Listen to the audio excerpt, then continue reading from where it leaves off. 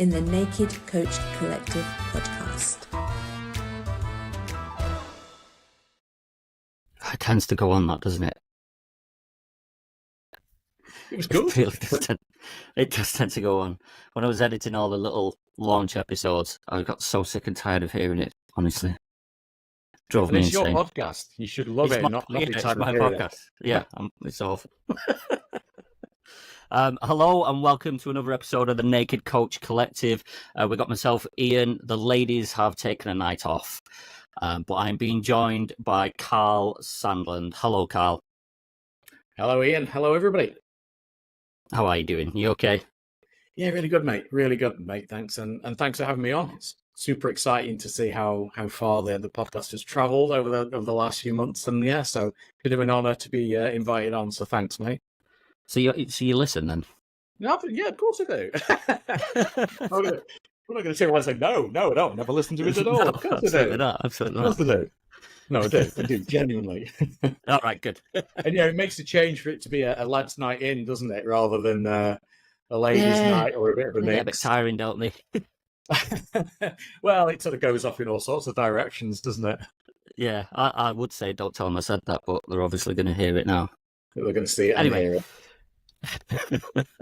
Anyway, Karl, why don't you tell us a little about yourself?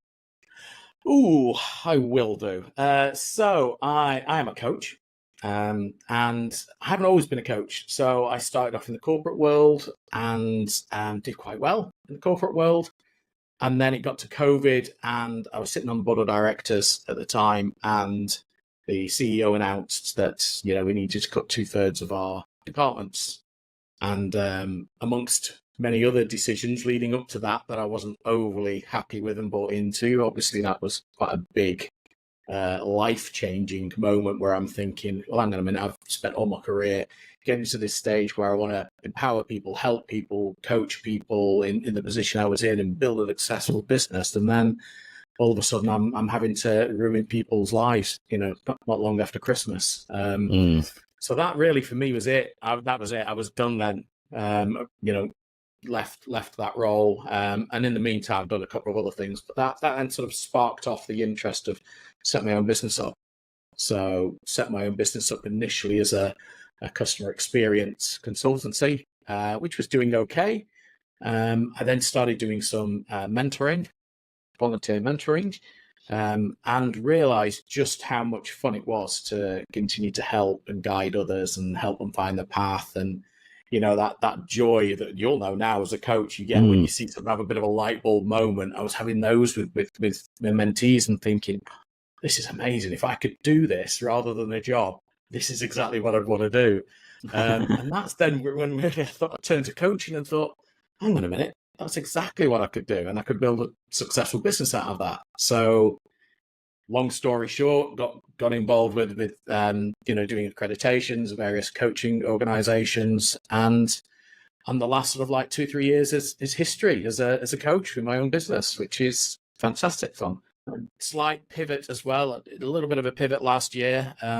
So managed to finally take the jump and stop, having a foot in both camps, if you like, coaching on the side and having a 9-to-5 job as well. And that finished. So yeah, I'm now 100% in my own coaching business, not working for anybody else ever again. Not that I think anyone would ever want me now, to be honest. I've got so used to saying no and doing what I want to do. So I'm probably unemployable now.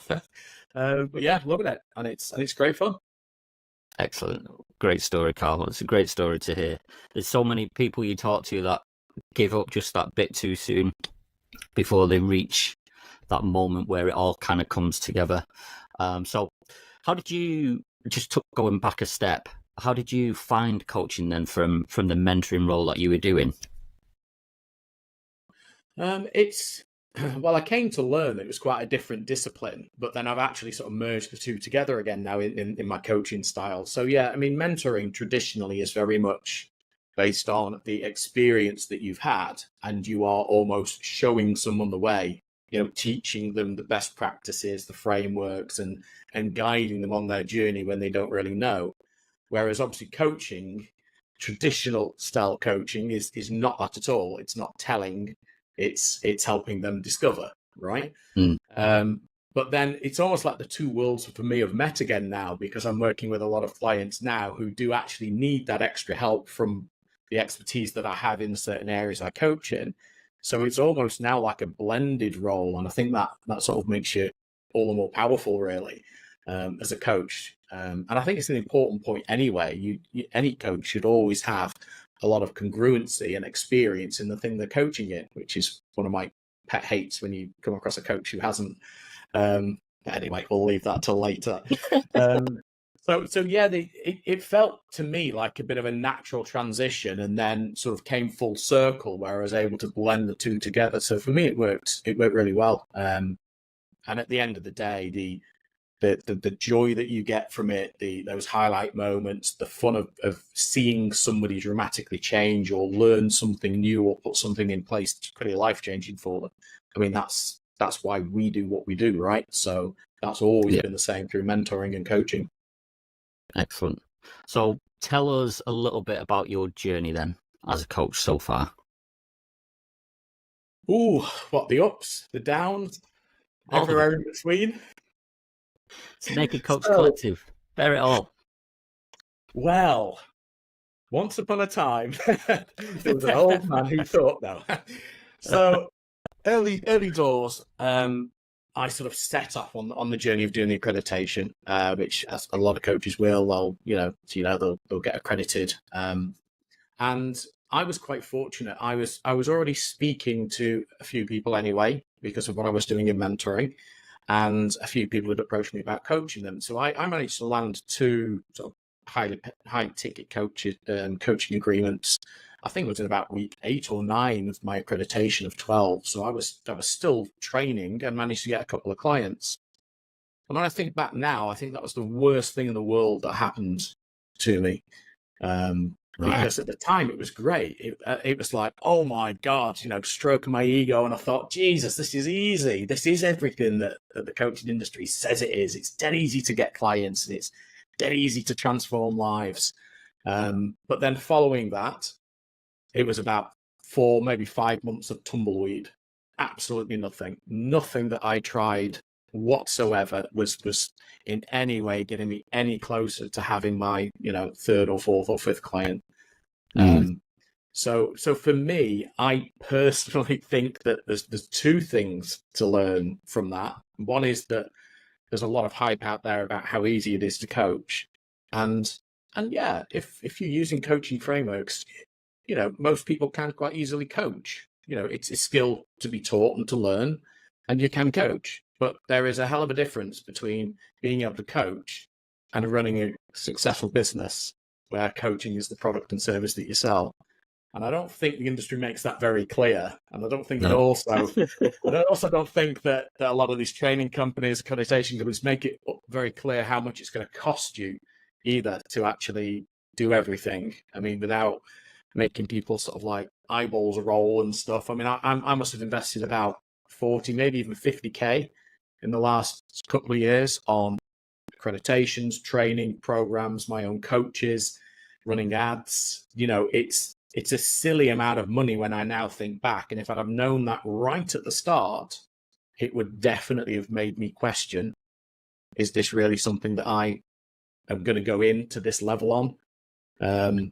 But by the time you've gone down that road, you're pretty much committed. But anyway, so that's I guess that's some of the bad. That's some of the things that to watch out for. However, look, it is an amazing thing to do. You meet some amazing people, and once you manage to get, I guess, your marketing right, and once you manage to get a message right that's working, and you're serving people and attracting the right people that you genuinely want to work with, rather than just working with people because you think, shit, I need the money.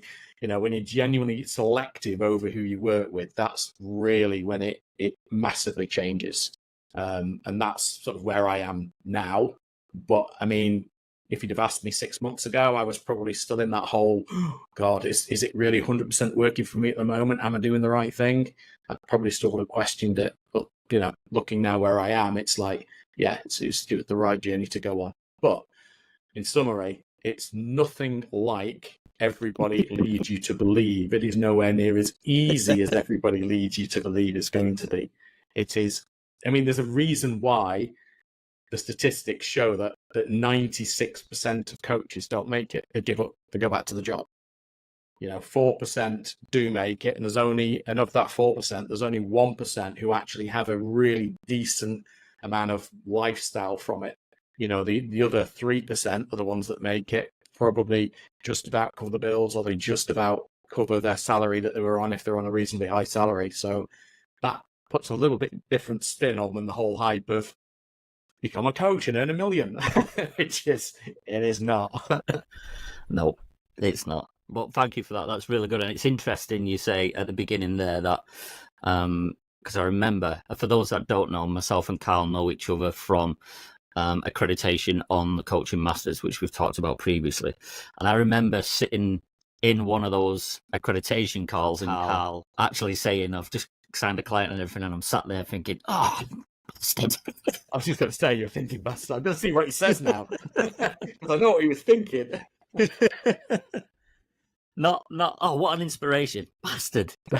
I was so jealous, but there was honestly a part of me that was like, this is doable. Seeing someone else who was at the same, well, you were ahead of me at that time because, like you say, you'd already been kind of working in the mentoring / coaching side of it before you got into the coaching, and I hadn't done anything. So it was nice to see someone who's just maybe one step ahead getting those clients. So it was kind of an inspiration after I got over the bastard, why haven't I got a client? If I'd have known, I wouldn't have even come on if I'd have known you were calling me about it in your head. You bastard. You bastard. Sorry, my mum listens to this. I really shouldn't swear. I don't like swearing in front of my mum. Sorry. Well, I didn't make you swear. You made yourself swear. Yeah, it's fine. Yeah, it's fine. So we were kind of touching on then some of the elements of what you don't like about the coaching industry. So let's just touch on some of that, but obviously not too much because we like to be positive. So we'll get into the good aspects of coaching. But if you're all right, just to kind of touch on some of the bad elements of coaching that you've seen, and I think we kind of just hit one of the main ones on the head there. Yeah, I think one of the main ones I've already suggested. I think one of the other thing, well, there's two other main ones that I think get my goat a little bit. What one is there's a lot of organisations out there that provide training, offer training, as we know. We've been with one of sort of said companies, and there's many that do. And I just feel sometimes that those companies, I mean, obviously they're set up to make money. That's why people have businesses. But then I look at some of the people that go through or have come through and are now in the marketplace and really do need some help on setting their business up, and realize just how they're actually just not prepared for it at all. And I think, again, with my background and being, in the positions I was in prior to that, I sort of knew what it would be like to run a business. You know what I mean? I'd already come across a lot of those disciplines and those behaviors anyway from being senior. But I think there's a lot of people who just aren't aware of what that's like. And I think that's a shame. I think it's a little bit of a dark side of some of these companies that are, I guess, prepared to take people in and sell the product to them without really enough due diligence to work out whether this person is going to be able to take advantage of that product that they bought. But on the positive side of it, I've sort of taken that and looked at that, and that's one of the reasons why I become very selective in the clients that I then take on. Because if I don't think that they're action takers, or I don't think they've got enough resilience to weather the storm of setting a business up, then I'll give them some free advice. I'll give them a free strategy session, but I'm probably not going to take them on as a client because I don't want to give them false hope when I actually think, some of the problems probably their ability to get where they need to get. That sounded very judgmental, and I just heard that back in my head. Do you see what I mean, though? It's no, I know what you mean, yeah. Yeah, so it's that. I think that's one of the things that I see. Because, I mean, let's face it. I mean, the market is flooded with new coaches at the moment. There's a coach for this, a coach for that. Young people, old people. I mean, it's so diverse nowadays. It's becoming very saturated. But it feels like it's harder to find, decent coaches than it is to find the number of coaches that are there, if you know what I mean. Yeah, exactly. And there's a place for, like you say, knowing when not to take a client on, because you're not there just to kind of take money off them and then help them along, but at the end of the day say, well, you didn't follow up, did you? It's about taking on the right people. It's about taking on the right people and making sure that, yes, they're investing a lot of money in whatever it is, coaching that they're getting, but you know that they're the kind of person who's going to follow through and get benefit from it. Yeah, I mean, in the financial industry, you've got the Financial Conduct Authority. You know, they make sure there's due diligence in place, and they make sure that people aren't just selling products that are unfair and putting people in financial difficulty. Well, where's that in the coaching industry? Because it does feel like it's needed. I think there are a lot of people who will invest probably more than they can afford, and not hope that this dream that has been shown to them and it's achievable. And I think for some it's not, unfortunately. Yeah.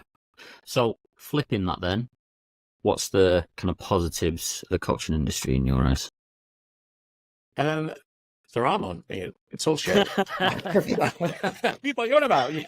I wasn't think I was signing up for this. It's a mess. It's a mess. I'd say the positives are, out of all of the different industries I've worked in, I would say the coaching industry is probably the most giving, most supportive, and I guess inspiring and motivational, all wrapped into one. You know, there's a lot of us coaches like you and I who sort of went through accreditations at the same time, and the amount of coaches that I'm still in touch with, and the amount of coaches that I still engage with now regularly, and we advise each other for free and test stuff out on each other. It's as if there's no competition at all, and strictly speaking, there's not. We've all got our own little focus areas of clients. But again, working in different industries, I've never seen it to that level where there's just, you know, it's fully supportive. Everybody's in it together. Everybody's happy for each other, apart from the odd guy who calls somebody else a bastard when they get a client. Of course, there's still those people around. He has his podcast. Still them people around, unfortunately. But no, I think it's just such a supportive. It really is. It is a community. Being a coach and being part of a couple of different coaching groups and communities, it really probably is the best embodiment of community I've ever seen in anything, to be honest. Yeah, I couldn't agree more. I wouldn't have set up this podcast with B, Sarah, and D if it wasn't for being part of that coaching community. And it's such a good community of people to work with. I mean, I was part of a kind of mastermind group as well, of other coaches, and we all still stay in touch. And help each other out as well. It's really good. It is really good. So Karl, tell us what you're doing now. How do you help people now? So how do I help? Well, without just reading off my I help statement, because that drives me nuts when people do that. In essence, I help people, or I help coaches who believe that the tech stuff is either frying the brain, or they've got it and they can't use it properly, or if they think they need it and they don't know how to use it. So any sort of worries about the technical software aspect of setting up as a coach, that's where I help my clients. The reality is that a lot of the time it's the strategy that they need before they should be worrying about the technical stuff. But then I have a strategy to help them with client attraction and all of that sort of stuff as well. So am I a business coach? Am I a mindset coach? Am I a growth coach? I'm just a coach who helps people. Just a coach, but I want to help people get their shit done and get their shit in place to get organized. I mean, like you, I'm from a strong project management background, so this is sort of what we do, isn't it? We organize chaos and put some sort of structure around it, so there's a roadmap for where you need to go. Chaos now. Structured chaos. So you cut out 20 points of chaos, so there's still only 10 points of chaos left. Yeah. I help them primarily with getting the technical stuff set up, so the software platforms, funnels, contact lists, all of that good stuff in place. But as I say, the key thing that I always preach with in my marketing and my clients is that, well, actually, we need your strategy in place first. So what are you doing to have a robust strategy to actually get enough leads and clients in to even have to worry about having your tech stuff sorted? So that's what I'm doing at the moment, and it's good fun because I've got like 25 years plus in tech stuff, so it just felt like the natural place to go after a while. Nice. I'm gonna be honest, Carl. I wish you'd have started this probably about a year and a half ago after I finished the accreditation, Sorry. because honestly, I was getting so overwhelmed with all the different things everyone was saying you have to have, like all the emails, and it's just so overwhelming. So, to any coaches out there that are in that situation that I was in, where you're just looking and you see people saying you need this and you need that and you need this and you need that, this, that, and this. Yeah, have a chat with Karl, because honestly, it can get overwhelming. So to have someone able to see the bigger picture and help you before you even understand that you need all that kind of stuff is invaluable. And I wish I had that when I was first starting out, because I was like, yeah, I'll get that, and the money you burn through. Oh, it's great. I mean, I did the same. I mean, this is the embarrassing bit for me to admit now, and I'm being vulnerable. So I'll get called a bastard, and then I'm vulnerable in front of everybody as well. So I mean, I made the same mistake. I'm from a tech background, and yet I still did the same. I still subscribed to all the bells and whistles systems, Kajabi and this, that, and the other. At one stage, I was looking at it thinking, well, I'm going to have to land another client this month because all my bills of about £500 for all the software tech this month are due in the next couple of days. And then I thought, geez, this is mad. This is absolutely mad. So it's only having made those mistakes myself and listening to advice myself just on needing, Kajabi, ClickFunnels, ActiveCampaign, and all these things, and then trying to wire them together. It's like, it's nuts. At the end of the day, unless you've got a huge flow of leads and clients coming in, you don't need anything. You just need Zoom. You need Zoom, and you need some way of scheduling some calls with people. Worry about the software tech once you've actually got some clients coming in who then their revenue will pay for. Yeah. And isn't Zoom free as well? It's free up to 40 minutes. 40 minutes. Right, okay. So yeah, so that'd be okay for like a discovery call strategy session. If you're then wanting to deliver coaching sessions, I mean, most of them are like 60 minutes or 90 minutes, aren't they? So I worked at, in fact, I did a live training on it recently, and basically outlined all the things that you could get away with having as a minimum for now. And until you're a coach sort of earning like $2-3 grand, you could probably get away with about £18 a month, working out the bits that you needed to spend. Wow. And yeah, I was spending like £500 a month plus for a couple of years before I actually realized that. So yeah, everybody learn from my mistakes. Learn from a tech guy who's saying don't get tech. How ironic's that? Yeah, I think I get shiny object syndrome. I'm like, ooh, okay. Yeah, I do. Especially if it's very easily distracted by something fancy and new. It's like I'm constantly seeing all these AI things, and I'm like, ooh, okay, what's that? Have this AI strategy, and I'm looking at them all going, oh, yeah, okay. And then I'm like, oh, God, there's too many AI strategies. You can get the AI plugin for the system you use, don't you? I didn't know that, no. Oh, there you go. There's something to look for on your dashboard later then. There you go. It costs. Of course, everything costs. Of course, you can get an AI plugin for it. I don't know how good it is or what it does. I've not bought it myself, but yeah, you can. It's everywhere nowadays. Another shiny object for me to have a look at. Oh God! In fact, sorry, while you're talking here, you've set the cat amongst the pigeons now, mate. Jesus, AI. Oh, I mean, I get it, right? Not everybody's a brilliant content writer. I absolutely get that. Okay, but you're never going to get better if you don't actually try and learn and tweak and fail. But what I can't abide, and it's so obvious, and yet people think they mask it so well, is when people create content with AI and they are literally just obviously asking it to write it from scratch themselves. And it's like, oh, what You've been reading my content? Yeah, you bastard. It's okay to use. I mean, look, I in my program, I do suggest that people do use it for idea creation.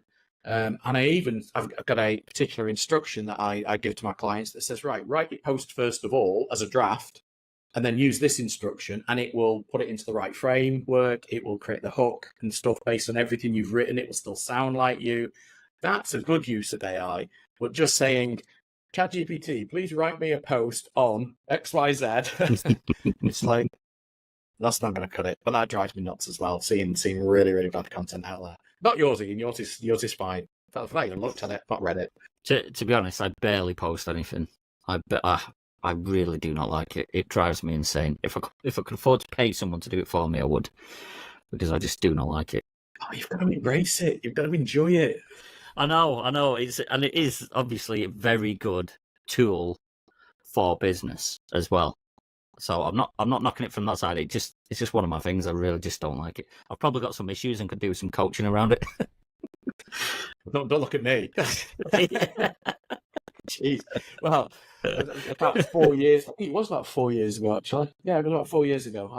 I always tell the story to my clients as well, who are worried about, putting the face on their content and stuff like this. And it's like, well, look, I'm a really strong introvert. And 4 years ago, I wouldn't even be in family photos. I'd be the person taking the photo, because I couldn't even be in family photos. I would hate it. So no photos, no video, nothing like that. I was never on social media. But the way you get past it is to do it, isn't it? And to tell yourself that, well, actually, I don't give a shit what people think, which is a very strong direction to come from as well. So yeah, if you're not liking content, mate, there might be some reason behind it, and probably let you stay. You might be the coach. Yeah, should look around. So what's one bit of advice you could give to newbie coaches? Only one. Oh. We don't know over well. Can I do like a double barrel? You'll take all our ideas for the rest of the episodes. Okay. Let me go with stretch this out. I'll go with one, but it's a double barrel. I'm allowed a double barrel. Yeah. Okay. So it's a triple barrel. Ignore tech to start off with. That's a prerequisite of the advice I'm going to give, right? So that's not a bit of advice. Ignore tech to start off with. You need to play about with being really congruent with who you want to help and what you want to help them in. You need to have experience in it. You need to live and breathe it. You want to be attached to it, emotional about it. And then you need to work on your messaging. Because if you don't get that right, and you're using any form of marketing, I'm not just talking about social media marketing, if you're doing any marketing, whether it's placing ads, putting stuff on a website, putting stuff in magazines, journals, stuff you talk about on podcasts, if you don't get that right to start off with and test that out in the market and check it's working, you're just going to take a lot longer. And nobody can do that work for you. That's one of those things you've just got to, so you can get help with, but you've got to figure it out. No one can tell you how to feel about something, how to be emotively connected to the sort of clients that you want to get. So it really is. And I know everyone says, oh, it's all about your niche. So that's like one bit of advice. And it is all about you understanding who you want to work with. But what it is not, and I have heard this said before, and this is like the second tip. Where am I up to? Is that 5 or 6? I don't know. I was going to say this is a lot more than 3. Don't get me on back for you calling me a bastard. You're not going to let that go, eh? You're not going to let that go. No, it came from a good place. Well, so is this advice. Right. And the second bit is as well, it sort of links to the first bit. There are certain people out there or organizations that would lead you to believe any coach can coach in anything. Just pick something you want to coach it and go and coach in it. And I would strongly advise against that, because if you're not emotionally connected to it and they're not your sort of people that you'd want to work with, you're just never really going to feel at one with it. It's got to be something that you enjoy, the people that you like to work with, the transformations they get. You should be just as happy as them and not thinking about the money that it's bringing in. It really is all about the fulfillment of the transformation. And when you can get to that stage, your marketing, your posts, everything just flows out of you. People could call you onto a podcast or ask you to do an interview or ask you to stand up on stage, and you can just talk about that shit with no preparation because it's part of you. Whereas if you pick a niche that is nothing really to do with you and it's just one of these things you think will make some money, and I think that's where a lot of coaches fail with that if they take that advice. So don't do that, guys. I think you've got one more. I think there's 2 in the main. Oh, I've got to find another one. You don't have to. Well, I'm going to find one now. I mean, I've got to get money's worth. Let's have to try. The other thing You really get paid. is... Oh, God. Have you not seen the new version of the contract? Did I just sign it willy-nilly? You must have done. You must have done. See what happens when the women aren't here to keep you under control. I know. Sign anything. No.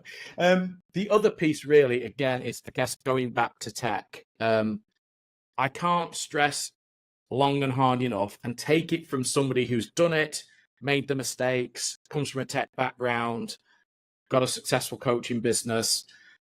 Take it from me, when you start off as a coach, you do not need to start obsessing over your logo. You do not need to get a website set up. You don't need a load of expensive software like me and Ian did. Trust us. It is a complete waste of money if you haven't concentrated on getting your messaging right and understand who you want to serve and why, and you're emotionally connected to that. Because you'll buy all of that stuff, and then you'll be getting monthly bills for all of that stuff, whilst you figure out the rest of the stuff that is actually going to potentially bring clients in. So I think it makes sense to have minimal tech in place, work out your strategy, and then get clients who are then going to pay for the tech that you need. And I'll just leave that thought to simmer and boil away with a few people. But yeah, don't obsess over your logo. Don't obsess over tech. It's strategy first. Ultimately, software is designed to automate tasks that are repetitive and you become overwhelmed with them, and that to help businesses and processes scale. That's what software is designed for, not for ego, not for pride, not to have there before you need it. So implement it, but implement it at the right time. Perfect. Great advice. Thank you, Karl. Now, how can people reach out to you? Where can they find you? Well, a few places. I mean, I've got a website, which is Sandland, my name, .net. Facebook's probably the easiest place. That's where I tend to hang out. I am on most of the socials. If you just search for Karl with a K, Sandland. I'm on all of the socials, but Facebook is probably where I hang out the most. So that's coach.karlsandland. That's where I hang out. That's where a lot of my following is, and that's where a lot of my content goes out, and my groups are and everything. So probably best for me to contact me there.